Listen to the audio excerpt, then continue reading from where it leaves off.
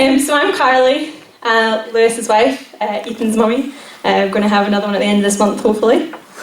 It's quite surprising to a few people today that I'm going to be getting baptised.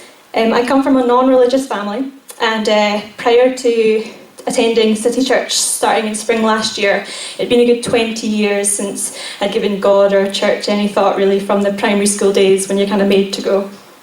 I've got 3 younger sisters, none of whom attend church or would call themselves a Christian, and neither did my mum or my dad. I was always a very high achiever at school, but struggled generally with life after I was diagnosed with glandular fever when I was 16. I did well academically and competed at high level in track and cross-country running, managing to compete for Scotland as a junior before the glandular fever kind of hit. Although I tried to get back into the kind of studying and athletics, tiredness has always been something that I've struggled with day to day. Although it doesn't affect me hugely, it's been a huge adjustment for me in terms of that kind of competitiveness, studying-wise and athletic-wise. Even at that point, faith didn't really cross my mind. It was just something that I learnt to live with. So my journey to God is a little bit different. Whew. Gonna just take a breath. The afterlife and faith and the possibility of something bigger than myself kind of became important after losing my mum to cancer in August in 2014. And last year I also had a miscarriage early in the year, and I wanted something to believe in. I wanted something bigger than myself, and to try and gain an understanding of why I would maybe have experienced such a big loss. At that time I was becoming friends with Michelle through our love of exercise and our kids. And she introduced me to City Church spring last year. I wasn't taken straight away, because obviously it's quite alien to sort of come into this environment from not having thought about it at all before. And I had lots of barriers, and it was very hard to kind of go, okay, yeah, I believe in God. But I was trying. At that time, it was just myself and Ethan that would come, because Lewis, although he wasn't objecting, he was, quite happy to let me come by myself. I need to breathe again. My journey properly started, I would say, at the summer barbecue that Emma and George hosted last year. But the nice reason is the only reason I even went to church that day was because my little boy Ethan said he wanted to see his church friends. And how can you say no to such a nice request? So I was like, yeah, of course, let's do it. Managed to drag myself out of bed and get on with things. So although we weren't attending church regularly, even at that point, everyone was so friendly. They remembered our names, they remembered who we were, and they insisted that we came to this barbecue. So it was such a nice day that I was like, yeah, let's do it.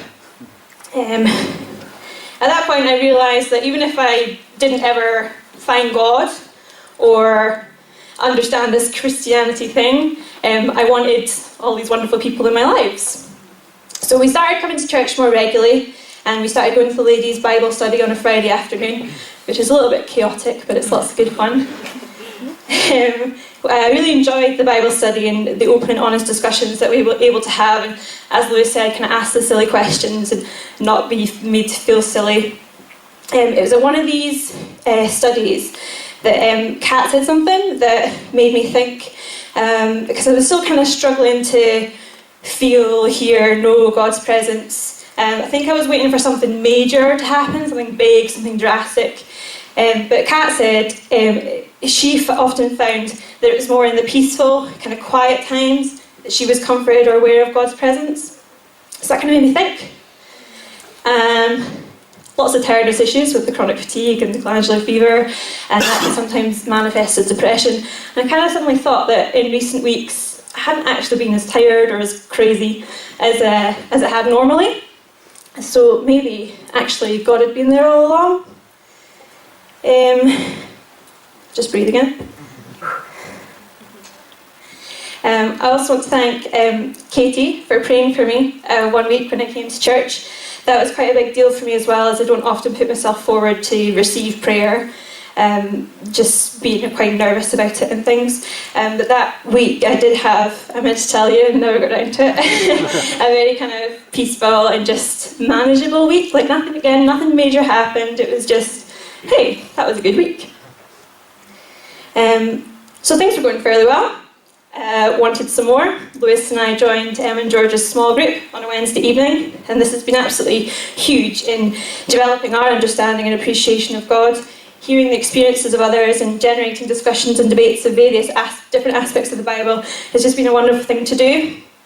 It was through one of our studies, The Purpose-Driven Life by Rick Warren. We do love our Rick Warren, don't we, Lewis? That I decided I wanted to become a Christian. Day 7 of this study said, I invite you to bow your head and quietly whisper the prayer that will change your eternity. Jesus, I believe in you and I receive you. He said, if you sincerely meant that prayer, congratulations, welcome to the family of God. And I meant it. So where I am now, I love the thought of living with God in eternal glory. I want to ensure that I live my life getting there. I want to use my baptism today to show everyone my faith and to give my sins to God and to start a new life following Jesus. I want to do everything I can to live as much like Jesus as possible and to help others do the same.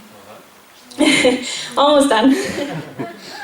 So today, I've asked Emma to baptise me with Mary, as she's been a huge part of my journey in becoming a Christian. She's going to hate the next bit. Emma lets me ask all kinds of silly questions without making me feel daft at all. She lets me turn up at her house, eat her food, and cheer her ear off whenever I need to, most of the time. She was so welcoming when I first started attending church, and her summer barbecue was where my journey really started. She always wants to pray for me, even when I don't always know what I need prayer for. And her famous "love it" quotes just fills me with positivity, and although I joke about it, I hope she realises what a wonderful quality this is. So thank you very much, Emma, for everything that you've helped me with, and I'm looking forward to getting baptised with you. That is me.